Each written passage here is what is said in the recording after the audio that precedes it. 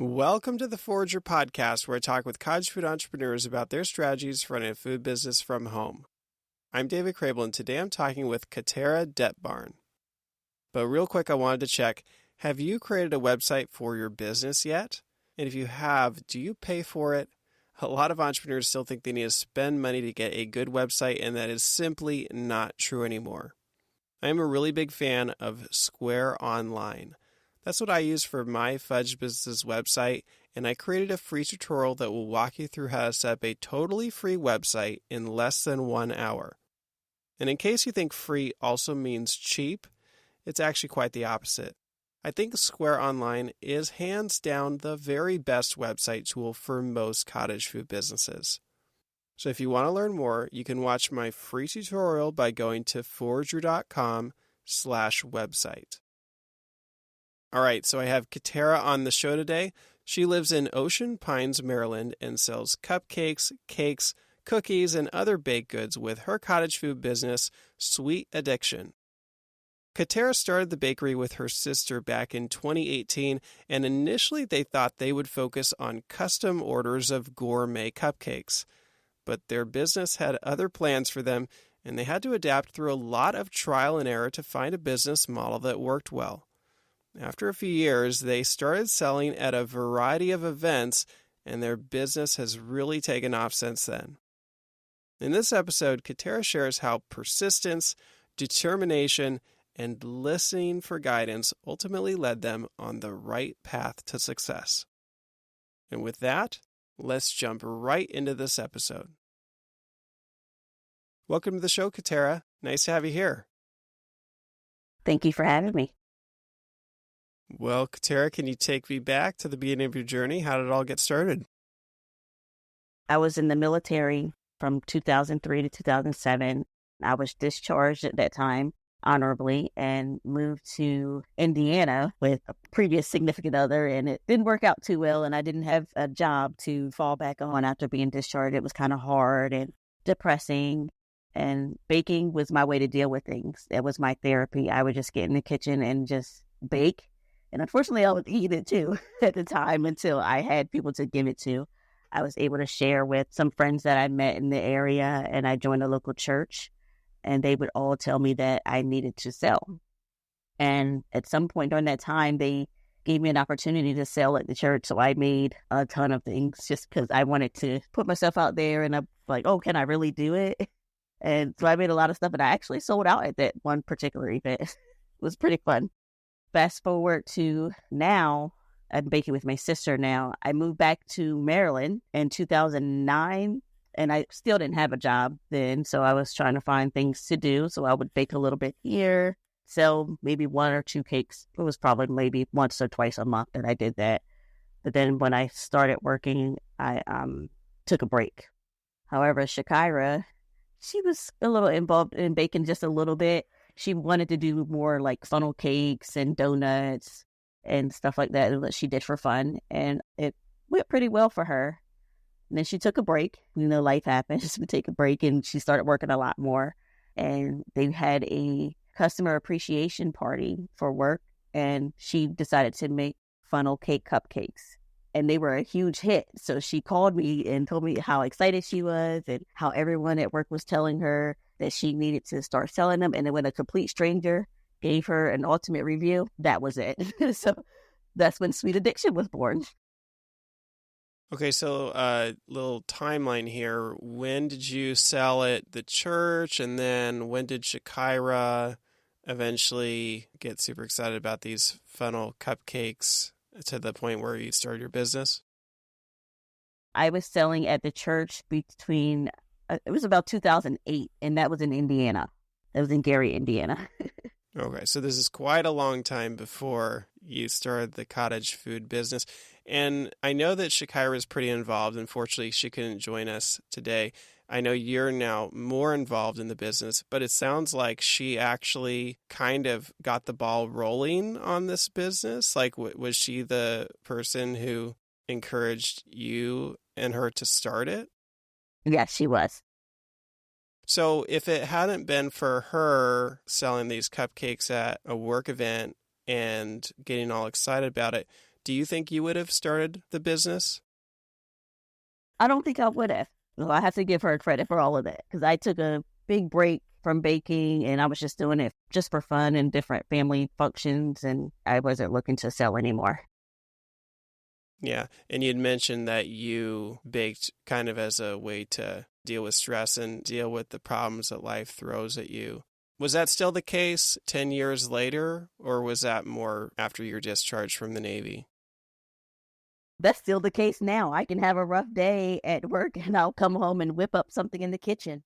I enjoy it so much. And that's usually the time where my family just sits back and they just let me go do whatever in the kitchen. And they enjoy the benefits of it. Well, clearly you're both pretty experienced bakers by the time you decide to start selling. So what do you feel like the business has added to your life? Because as you said, you probably would have just kept doing it for friends and family. I appreciate meeting new people.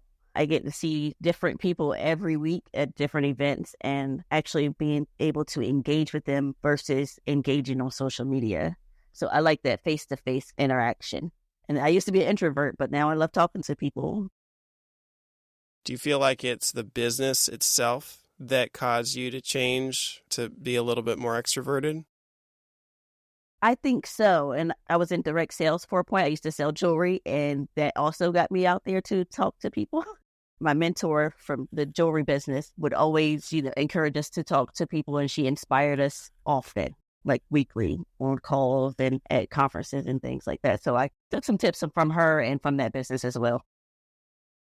Yeah, a sales job would definitely do it too. Now, it's not typical for an introvert to seek a sales job. How did you land in that role? I was looking for a way to earn money because I didn't have a stable job at the time. So I was trying to figure out, what do I do? And I like fashion. I seen a catalog with jewelry that came in the mail, but they didn't do wholesale. So I was just seeking for it. And then one of my cousins showed me this other catalog with jewelry in it, and I loved it. The jewelry was amazing. So I just jumped right into it head first. I was like, if I love the jewelry, I know I can sell it because other people will love it as well. So I was like, I'll wear it and you sell it. And I did that for about 10 years. So what do you feel like you learned from your sales job that you have taken into this business? I learned how to be persistent. I learned how to be confident and to trust the process. So that's what I took into my baking business, to be confident. I'm confident with my pricing, confident when I'm talking to customers or when I'm doing a business pitch or anything like that. Stand tall and convince myself, like, I can do this. I just constantly motivate myself, and I continue to learn and stay coachable. Like, I listen to your podcast. I listen to several podcasts so I can learn new things. I'm constantly learning. I know that Chakirah is the one that kind of kickstarted the business. Do you feel like you jumped right in to the idea of running this as a business, or did you approach it a little bit more tentatively? I jumped right in. I think I jumped in the deep end. Do you typically jump in just with everything? Is that just part of your personality? It is, yes. I strive to give 110% in everything that I do. What was the timing when you actually jumped into the deep end and started this business? It started in 2018. We started selling at home. We just sold a couple items. We started as a fundraiser for my mom's daycare, and somebody tried the cupcakes and they wanted to order. So she ordered for her husband's birthday party. The first order was 150 cupcakes. I was like, oh, wow. And it just cycled from there, and she still purchases every year to this day, often. Well, that's a very large order as your first order. Oh, yeah. So was that the focus initially? I know you said Chakirah had made these funnel cake cupcakes. Were you just focused on cupcakes in the beginning? Yes, we wanted to do all the gourmet flavors because we didn't want just plain cupcakes. We wanted all gourmet, everything. So funnel cake cupcakes were a huge hit. And we did Oreo ones, peach cobbler, all kinds of flavors. When would you say the business really started to ramp up or take off? In 2021, it started to take off. We received more orders during the week, like personal orders. with cakes and cupcakes around that time. And in 2022, one of my customers called me and said she had an event for me to do if I was interested. She was like, "Are you ready? Do you think you can handle it?" And I was like, "I'd rather be prepared for an opportunity and not have one, and then have an opportunity and not be prepared for one." So I was like, "But I'm ready," because I've already started getting stuff. I was like, "I'm definitely ready for it." And it was a huge event. It was about 2,000 people, and we sold out for that one. And she invited me to 2 more events in this summer, and we did really well there too. I would say they were probably 1K days. So we sold probably over $1,000 in goods at each of these events. And ever since she's invited me out to the first event, I've gotten emails being invited to multitudes of events. And it's been amazing. Yeah, so you're saying, 2022 and 2021 is when it started to take a turn. You had said that you started in 2018, though, so there's a few years in there before it really started to take off. So what did those first few years of your business look like? Trial and error. We would come up with different ideas. It was a lot of practicing in the kitchen and giving away product and just networking. Who were you giving away products to? To schools, different coworkers. I took some to a recreation center. I did it to neighbors. It was just random. Yeah, do you feel like those converted into orders? Some of them did, not all of them. So you say trial and error. Take me into that. Like, was it frustrating? What were you trying? What was working? What wasn't working? We would try different recipes and try to get them down pat in different strategies, such as some people wanted to order 4 or 5 flavors with just a dozen cupcakes. And I tried it. It didn't work out for us. So now I have a minimum. So now you have to order a dozen per flavor, because trying to turn the batter, one initial batter, into 4 or 5 different flavors is not going to work. It's not feasible. We tried it multiple times and it just didn't work out. So we did it that way. We tried different cookie recipes and different systems just to see what we could do and succeed at. So you were venturing beyond cupcakes at a certain point? Yes. I know the pandemic is in here too in this period of time. How do you feel like that affected your business? At first, we completely shut down because we didn't know what to expect and figured, no one's going to want desserts. But that proved us that we were wrong about that. So we slowly baked at home and did like curbside pickup on a Saturday. So we would set the menu out and had everybody do their pre-orders and have their orders ready by Thursday. So that way Thursday night into Friday and a little Saturday morning, we set a pickup time and they would just pull up and we would hand them the cupcakes through the window. And everybody had a different appointment time to show up so that we wouldn't have to worry about social distancing or anything like that. During that period of time, I also learned about the cottage food rules. So I had to revamp recipes during that time too. I forgot to mention that because we were doing just under the table at that time. We didn't know about cottage food guidelines, but now that we know, we can do better. So we just changed a lot of the recipes so that we can be in compliance.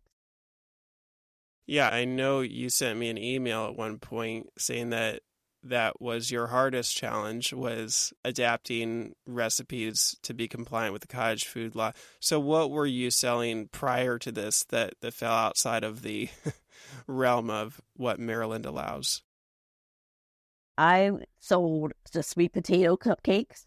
We had banana pudding. We had the strawberry pretzel salad. We were using cream cheeses. I had this whipped cream cheese icing just to die for. Now I can just use that for my family. But when we get a commercial kitchen, I'm bringing it back because everyone loved it. And during that time, did anybody comment and say, "Oh, you're not supposed to sell this stuff," or did people just not care or not know? I think a lot of people don't know. I think it's definitely a lack of knowledge. And yeah, no one actually said anything about it. I was just researching and stumbled upon it. I was like, oh, I didn't know I could do this. Well, when you dropped those items, did you have disappointed customers? No, I didn't actually.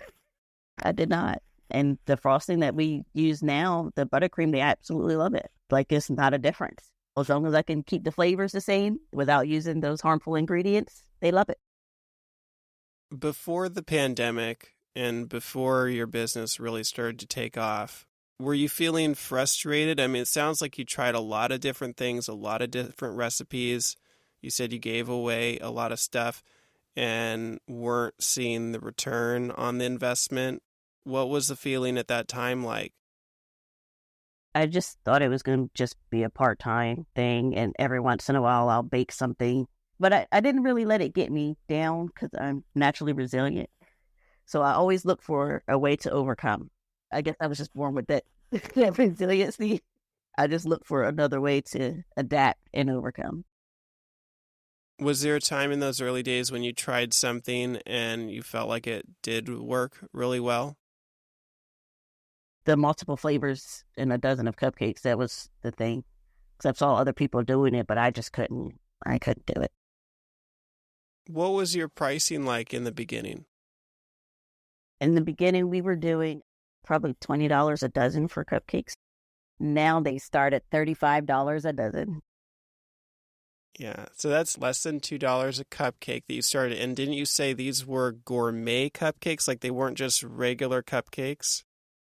Yes, they were gourmet cupcakes for $20 a dozen, and they were over the top. And yet you said you weren't finding a ton of success, right? So it couldn't have been a pricing issue. What do you think held people back from buying? It wasn't convenient to get cupcakes from us either because we worked full time. So it was pretty much the only time people had to order or be able to pick up was on a Saturday or a Sunday, because during the week we couldn't take on any orders. So it could have been a timing issue. And then also during that time, a lot of people in our area have started baking as well. So it was another like popularity type of thing. So I wasn't always the popular person. So they would go to someone else first. And the other pricing too, their prices were lower than mine. I think I saw one person whose prices were $18 a dozen for gourmet. So I would say you had pretty low pricing in the beginning. So looking back now, knowing what you know, is there anything you would have changed in that first year or two and done differently? I think I would have did my research on the laws first, so I wouldn't have to worry about making that shift. But then I think that's a big lesson for like mindset change, because I was depressed about the cottage feed thing and didn't think I was going to be able to continue. However, I had a shift in my mindset and was like, you can do it. And I adapted to it, and we're growing rapidly. Do you feel like you've used mindset in other areas of your business that have helped propel it forward? Yes, I think about shifting my mindset a lot. So before preparing for an event, I have to focus and set my goals for that particular event. I have a different set of goals for each one. And then I have a set of goals for the year. I have a set of goals for the end of the week. I'm a big mindset person. Like, how am I thinking? I think positive. And with my husband, because he helps a lot, and my sister and her boyfriend, I have to like make sure everybody's positive. We could be going into an event where they think we're not going to do so well. And if they say it, I'm like, nope, we're always going to think positive. What can we do to make it better? What can we do to make the event great for us and for the vendors around us? I don't like the negative mindset. Well, clearly it's working since you said you've had a number of 1K days. And I could see from your social feeds that you've done a lot of events. And you said that events are just coming to you now, right? Yes, I just thank God because I don't have to search for them. They're emailing me and inviting us to their events. And how are they hearing about you? From other events that we're at, they come and see us. Sometimes they will stop and talk to us. Like at our last event, well, a couple events ago, a lady stopped us, came to the booth, and she talked to us about her business and wanted us to come and set up every once in a while where she's going to do a pop-up shop there during the summer. So I was like, okay, we can do that. Is that mostly what your business is doing right now? It's just events? Yes. I didn't think it would go this way. I thought it would be more weddings and birthday parties, but it's been a lot of vending events. So I think that's the route we're going to go. Now, are these food events? Are they conferences? What kind of events do you typically do well at? different fairs. Like we have the county fair. They have a couple of beer festivals here. I'm going to be at the farmer's market now, starting in 2 weeks. We were just recently at a strawberry festival. There was an Easter fair. And one of the exciting was, it was a really big event. It was anime. And that was really cool. So you said that you're about to start the farmer's market. Have you done that before? Have you done regular events in the past? I have not done a farmer's market. I did an event in the same area. We've done smaller events in the same area where the farmer's market is, but I haven't actually done the farmer's market yet. So this is going to be your first time doing like a weekly market? Yes. So it's interesting that you've found a lot of success just doing these sporadic events, right? Because you're not dealing with a recurring customer base, I would assume, right? Right. So you're having to convince everyone at the market or at the event to buy from you.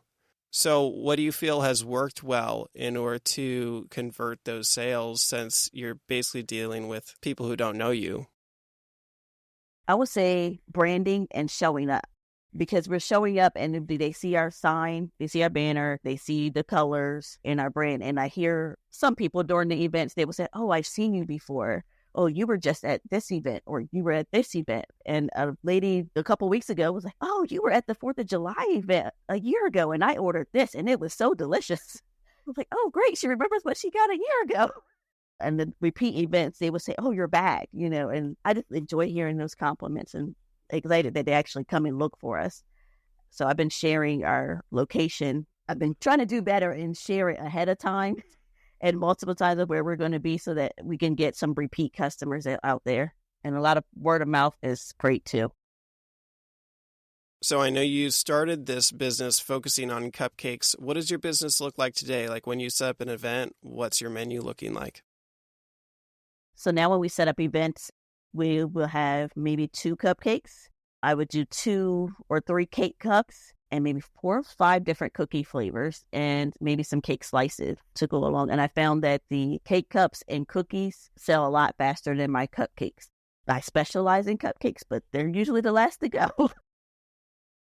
Well, it's interesting because, cupcakes used to be a huge fad like 10 years ago. So that might just be the sole reason why, is that customers aren't looking for cupcakes as much anymore. Right. So yeah, they like the cake cups, which is still essentially a cupcake, but it's in a cup, so it's convenient. So you can hold it and walk around and still enjoy the festivals and farmers markets or wherever we are at the time. It's easy and it's not as messy. A lot of them, they can eat it in their car. It's one of those good on-the-go treats. I know you started by focusing on not just regular cupcakes. You wanted them to be gourmet. You wanted them to be special. Looking at your menu today, would you say that's true of most of the items on your table? Are they unique and special in some way, or has that changed about your business over time? I do have a lot more gourmet items, but I do find that my classic cookies, they fly off the shelf quickly. So the classic chocolate chip, sugar, and snickerdoodle are favorites, and I have to have them at every event. Those are staples, and then I add the gourmet cookies as well. When you were starting the business, did you try doing just basic cupcakes, non-gourmet? When I started, no, but I did add them later. When you added them, did that work better, or was it the same? It was the same. And you don't know who you're going to meet at an event and what they're looking for. So you may have a group of people that want the plain, and you have the friends that are with them and they want the gourmet. They want the bells and the whistles. So I try to have something for everybody. And what is your pricing looking like for these events? Now it's probably like $3 a cupcake, and then the cake cups would probably be about $6 or $7, depending on flavors. And the slices run up to $10, all depending on the flavors and the size of them. Do people have any issue with the pricing? I mean, I don't know what your area is like or what other bakers are charging. I haven't ran into any issues with any pricing. Maybe 1 or 2 people will say, "Oh, that's too much for a cookie or 2 cookies." But it's usually that one comment. And how do you come up with your pricing? I base it off of my ingredients, my time, and how much profit I want to make. Do you change your pricing at all for one event versus the other? Like if you know you're going to be dealing with a bit higher end of a customer? No, I don't. I thought about that though.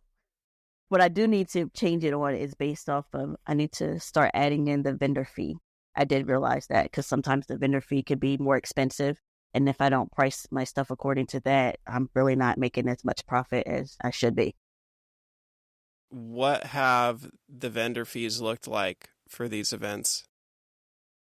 The most I've paid for a vendor event was $175. That one wasn't as successful. All the ones that are $50 or $75 that are usually the most successful. And what's the largest event you've done in terms of foot traffic? I would say the anime event from this year. Do you know about how many people were there? I'm not sure, but it was a 2-day event, and we did $1,000 the first day and over 500 the second day. Did you sell out? Yes, we had to come home and pay. So you could have done even more the second day. Yes, right. You know, you did another event that I saw in your social feeds that I thought was pretty cool, which is the Habitat for Humanity event. Can you share a little bit about that? Yes, I can. Actually, that was really exciting. At that time, when I was invited to do that event, is the same day that I submitted my resignation letter to my full-time job. It was stressful. It's been stressful for a few years, and I was crying every day going to work. So I had to make a change. And I knew that from praying and everything, it was time for me to leave, but I wasn't being obedient. So the day that I actually submitted my resignation letter to that job, I received multiple emails for events, and the Habitat for Humanity was one of them. I was extremely excited. I didn't know what to do. I was in tears. She wanted me to be a chef there, so we had to provide sample desserts, which was extremely amazing. And I didn't know how she heard of me, and she sent it to my personal email, so I don't even know where it came from. And I said, "Are you sure you want me to be a chef?" She was like, "Absolutely." She said, "I Googled you." But I was like, "Oh, okay." We served desserts for about 500 people. It was sample sizes, and it was such an honor because I grew up in a Habitat home. My parents purchased a Habitat home when we were young, and it's just a wonderful experience for it to come full circle for me to help somebody else get a home, low-income families and stuff. So I don't know. I get so overwhelmed when I talk about that. I'm trying not to cry. Yeah, that's very cool. So you've done a lot of events. Are there other ways that you have promoted yourself or other venues or ways of selling your items? Now just doing the events and doing face-to-face conversation and just meeting Facebook and Instagram. Has there been anything you've tried in the past before these events really took off? Actually, I do go to the Chamber of Commerce, so I do events. I go and network and stuff with them. And that actually pays off because meeting new people, they introduce you to other people. It's a great network. So I do make sure I attend the Chamber of Commerce events. And I also just did a course with Project Opportunity. It's a business course for veterans to show us how to do the business pitch, the business plan, and things like that. So I've been networking with them as well. What do you feel like you learned from that course? I've learned some of the things that I heard from other mentors where I was supposed to pay for some certain item to be certified and how to register your business correctly, which I did the business part right the first time, which was great. But some of the certification you do not have to pay for. The state came in and did presentations and showed you how to get different grants and how to be certified like veteran-owned, women-owned, and stuff like that. And you don't have to pay for it because you go straight through them. So there's a certification process for being women-owned, and what's that process like? You just have to fill out an application through the state of Maryland, and then you get approved. The women-owned one takes probably about 2 or 3 weeks to be approved, and the veteran-owned, they approve you within 24 hours. You just have to have all your veteran paperwork together. And then once you're certified, how does that benefit your business? Like, do they promote you on their website at all? Or is it just like something you can put on your website? I can put it on my website, and then they have a system where they put all of the businesses in, and people can go there and click on those certain businesses that they want to do business with. And you'll also be able to do work with the state, be able to bid on contracts. Oh, that's interesting. And so what kind of contracts would those be for a baking business? It would be more like if the state was having an appreciation party or a business meeting or anything like that, they can order treats for their meetings or parties. And this is not something you were even aware of, right, before you did this training? No, it's not. So this could have been something that you'd been taking advantage of for the last few years and maybe could have gotten a different revenue stream from that. Right. So that's good information for anyone else out there who falls into some of these categories. I don't think it's been talked about on the podcast before. I saw one of your most significant posts was from a couple of years ago. You were very excited about becoming preferred vendors at the Princess Royale Resort. Could you share a little bit about that? I couldn't really gather from the post what that meant or what kind of opportunity that brought your business. There was a lady who was getting married, and she wanted to order cake and cupcakes. Because of the pandemic, it was really hard for her to find someone here to bake cake and cupcakes for her. She was coming in from out of town. Ocean City is a big resort area. So a lot of people like to come down and get married. And she was planning her whole wedding from, I think, Pennsylvania. And she couldn't find anyone. So she was making posts, and someone tagged me on one of the groups, or a couple of different groups. They tagged me to do her cake and cupcakes. So she reached out to me.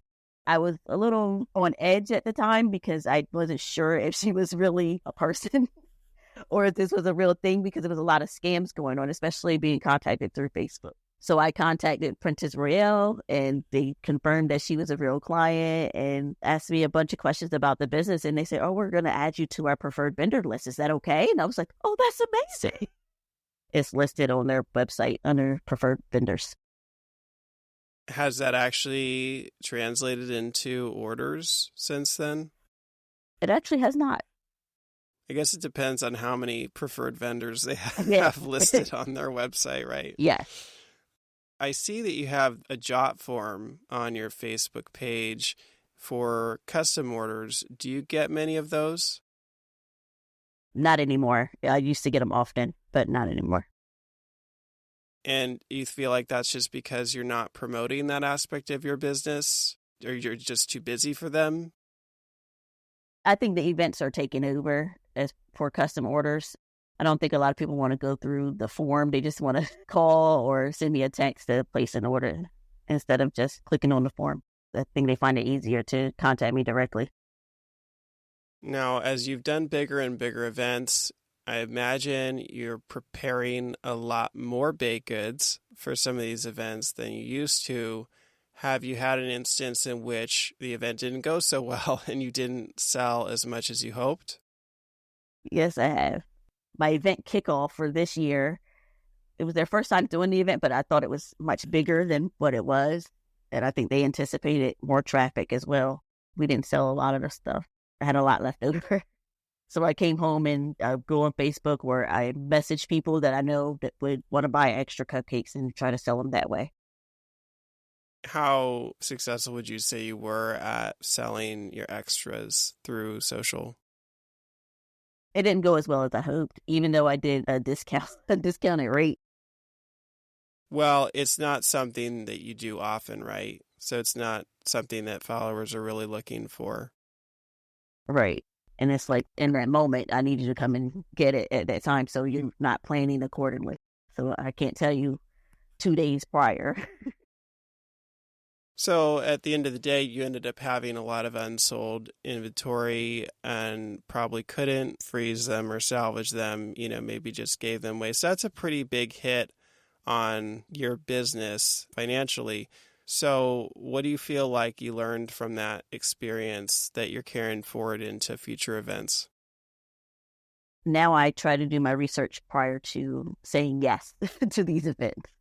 I try to stick to literally one batch of each item. When you say you do your research, what are you looking for in an event? I'm looking for the organization. I want to know their previous foot traffic and advertising. Are they marketing? Or am I going to be the only one marketing? But I need everyone to market so you can get people there. Are there certain minimums, or at what point would you say, no, this event's not going to be worth my time? I would say based on one particular event would be, it was their vendor fee. That was a little bit of a turnoff for me. And then I talked to other vendors who have been successful at other events or have been to that event and asked them for their feedback. And if they don't give me good feedback, then I'll just say no. So with the events that you're doing, you're obviously preparing a lot for each one. What does that week look like before a big event? Like, how are you prepping everything, and what's your timeline looking like? Okay, so to prepare, I would say Sunday would be my day to shop and make sure I have every ingredient or item that I need. Monday, I'm making sure everything is there. I'll create a menu online. Then Tuesday, I will make my cookie dough and get it all frozen. Tuesday and Wednesday, I would do that. And then I'll start baking on Thursday. And once I bake the cookies, I can go ahead and get my cupcakes in and just basically rotate. So the cupcakes are in or a cake is in, but I try not to keep that oven running without anything in it. And my husband and my kids are really good because they come in and they clean up so I can continue baking or making batter. I'll call them up. Sometimes I go, dishwasher. They'll come in and make sure the dishes are done and stuff so I can continue working. Now, I wish I had more space because sometimes it's a lot of us in the kitchen at once. And then usually Friday night, my sister would come over after work and her boyfriend would come and my husband's here and they're packaging. I'm printing the labels and getting them everything they need. They're packaging everything, putting things in refrigerators. And my husband gets the cooler ready. We don't get the cooler ready to get it packed till the morning of. He has to chill it overnight so we can keep temps. Especially now with it getting pretty hot. We want to keep everything cool so it's not melting. And he does all the loading of the vehicle. And then when we get there, he unloads and sets the tent up. The guys pretty much do all the heavy lifting for us. It's usually a busy week. Do you feel like your home kitchen is like maxed out at this point? Yeah, definitely. Because we have to figure out dinner for the family during the week. Because if I'm using it for baking, we're not cooking dinner. So we have to order out and just basically figure it out. Sometimes we do sandwiches or like a really quick meal so I can get in and get to work. So another kitchen would be great. Are you looking into moving out of your home kitchen at some point? Yes, I am. I'm researching places now. And I know you'd like to get back into doing some of those perishable items too. So are you thinking right now that you would rent a kitchen? Yes. I got to make sure the location's right and kind of get my feet wet a little bit out there. Have you looked much? Like, are there a lot of places around you and a lot of options? Not for kitchen. I'm seeing a lot of office space rentals here. And I'm seeing spaces that can't be converted. Well, it would have to be fully converted into a kitchen. And I think that would be more costly because we have to put in the correct sewage lines and change the HVAC system. And it's a lot of stuff that they require. Are you pretty much just looking at shared kitchens? We don't have any in our area. Yeah, I wish we did. Oh, okay. So where are you looking for these kitchens? I'm looking for something that actually had a commercial kitchen in it prior to me going in. So any restaurant or old bakery or something like that. So are you looking, when you say you're going to rent a kitchen, you're looking for a place to rent that has a kitchen in it, but it would be just you. It would be solely your own rental, right? Yes, right. I'm trying to remember if there's anybody I know that's fallen into that category. That's pretty hard to find, I would say. Typically, if you didn't have a shared kitchen, you'd be looking more at like places that use their kitchen but then rent you the kitchen at certain times, like maybe a church or a community center. Some farms have commercial kitchens on them. Have you looked into anything like that? No, I have not. So now I'm going to write that down and I'm going to look for that now. Obviously, any restaurant, most food service establishments, would have a kitchen in it. But the problem there is obviously that the timing's not usually convenient in terms of when they're using the kitchen and when you want to. But oftentimes, if a bar has a kitchen in it, that could be a good opportunity because, they're probably more likely using it at night and then it might be open during the day. So, yeah, if you ask around, and even if you ask at events, you might find an opportunity that crops up that you never knew was there or never expected. Just sort of like how your business has gone in a direction that you never expected. Right. Well, I know you run this business with your sister, Chakirah, and she's very involved in the business too. So how do you guys split duties in the business? So we'll come up with the menu together and we'll discuss who is going to make what. And then we'll make it throughout the week. Certain things like the cookie dough can be made ahead of time and frozen. And then we'll decide who's going to bake and who's going to package things. And then once we get to the event, Chakirah usually sets up the display. I'll usually be writing the menu and doing little tasks or helping my husband put up the banners and stuff like that while she's setting up the table. I would say she does most of the sales because she loves talking to people too. That's what she used to. That's her goal. I think it excites her a lot to talk to people. So she does most of the talking and sales once we're at the events. Now, if she wasn't involved in the business, would the business look the same and you just carry more of a burden, or would it look differently today? I think it would look the same and I just carry more of the burden. Yeah, because I would just carry on. And do you do all the business stuff for it? Social, marketing, everything like that? Yes. And she does some of the social media. You have over 1,000 followers on social media. What have you learned and what have you tried to boost your follower base there? I try to post daily. I was told before to post once daily, don't overflood it. But when Chakirah took over the social media, she decided, I'm just going to post. So she was posting 3 times a day and it started growing from there. So I think that was working. And this is on Facebook, right? Facebook and Instagram. It was one growing and the other wasn't when she was posting more often? Or were they both growing kind of at the same time? Facebook is growing more. Instagram it hasn't really moved much. Yeah, and she has a day job? Yes, she does. And do you have a day job in addition to this? I started working part-time as a substitute, so that way I can focus on the business more. And what did you do before this? I was a preschool teacher year-round. I know you said you did the sales job, so you were a preschool teacher after the sales job? And during, yes. Do you feel like that taught you anything that you've carried forward into the business? To be resilient, because things change often in the classroom. Some days you don't know what you're going to get or which little Johnny is going to do or what he's going to do next. So you have to be prepared for the kids and be you got to be ready before they get there. And before those behaviors occur, you have to be prepared ahead of time. So I do the same thing in my business. Just be prepared and be resilient because anytime it can take a change. Things can shift in a matter of a minute. So you just need to be prepared for it and trust the process. Yeah, I have a couple kids in preschool right now, and I have the utmost respect for preschool teachers. And I'm like, I don't think this is a job that I could do. It's a tough job. You kind of got to be an octopus to be a teacher. So what about wholesale? I know that in 2019, Maryland changed their law to allow it. Is that something you've looked into? I have looked into it. I just didn't make any moves towards it.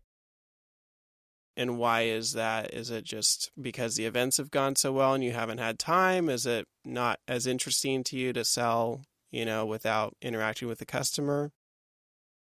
It's more because of the events. The events took off. That's where my focus is. It sounds like the business is going pretty well. What are you looking forward to? What are your current goals for your business? I actually want to get a trailer or a small food truck to be able to serve desserts from, to make it a lot easier while we're doing all these events, especially now that they're all coming up on me back to back. I think it'll be a lot easier for me to just drive and not have to set up the tent, the tables, and all the display pieces and things like that. So my goal right now is to find a vehicle or trailer to use.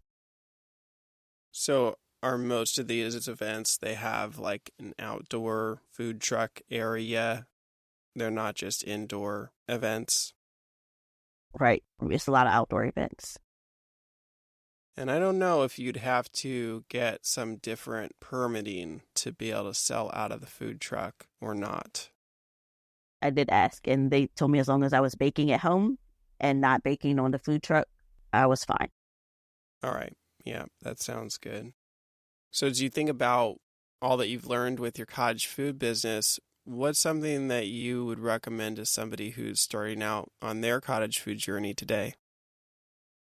I would say to not get discouraged, because you do see what's not allowed, and I don't want you to focus on what's not allowed. There's a multitude of things that we can do. So you got to look at the positive aspect of it and overcome the obstacles and stay the course. Just never give up. And as I said many times on this podcast, trust the process. The road is not easy, but you can do it. As you think back over the past few years, is there any moment that sticks out as being particularly memorable? I would say the Habitat event. That's been on my mind all the time. The way that the shift changed with the business, I would say. So finally being obedient and listening to God and actually doing what he said to do. When I put in that resignation, the business took off. Receiving all those emails and event after event after event, everything just aligned. And so as long as I'm obedient and following his directions, that's big for me. So I have to stay focused and keep striving. And I think that's the big thing for me, is when I actually resigned from being a full-time teacher and the business took off from there. Chakirah, thank you so much for coming and sharing your story with us.